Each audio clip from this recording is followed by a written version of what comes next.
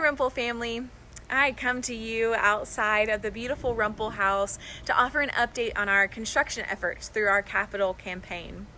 When I joined the Rumple staff in June, I was able to see some amazing things that were already accomplished for the vision of this long-term construction. We all know that there is so much more work to be done to complete this long-term project, and there is so much to celebrate already. Terry Lentz and his crew have done an amazing job restoring and reviving the manse and now the Rumple house. Their work has been amazing and a gift to us as a community. If you were able to join Kathy at the open house she had at the manse recently, you know how much work was truly done there. The project was already large to start, but as permits were received and construction started happening, the crew found things like the staircase not being up to code. And bringing that up to code meant adding a renovation of the second floor that wasn't originally in the scope of the plans for the manse. And along with other normal wear and tear we see with houses that age in the mountains that were built around the 1950s like the manse was, the project definitely turned into a bigger one than we anticipated. But now we have this beautiful property that is functional for Kathy's family and also for other gatherings that we have there as a church, and will be stable and safe as we move into the future. If you've been around the Rumple house lately, you've seen the beautifully restored exterior and the amazing landscaping that's already been put in. Terry spent a lot of time and care to bring this house back to life, including the original paint color that is now back on the house. And this has also been a very large project. A new basement was dug during the construction throughout the whole house, and this helped for access of the HVAC system that was newly put in, and also when it was discovered that the building would need completely new electrical wiring to be up to code and to be safe for us.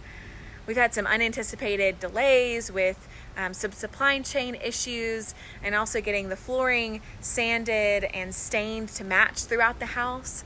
So many complications come with an old historic house like this. But we anticipate that the church office will be moved into this space at the end of this month, and we will keep you updated on that move. I'm especially excited for that, to have all of our staff together in one place and to have community over here at Rumple House. The next building that will be phased into the construction will be the education building, including the new Blowing Rock Cares food pantry.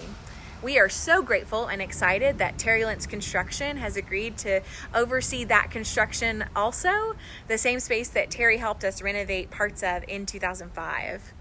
In order to keep our buildings operational, to allow us to gather each week for worship, and to have room for folks to still gather for committee meetings and circles in our building, we will wait to break ground on the new fellowship hall until after that education building is finished.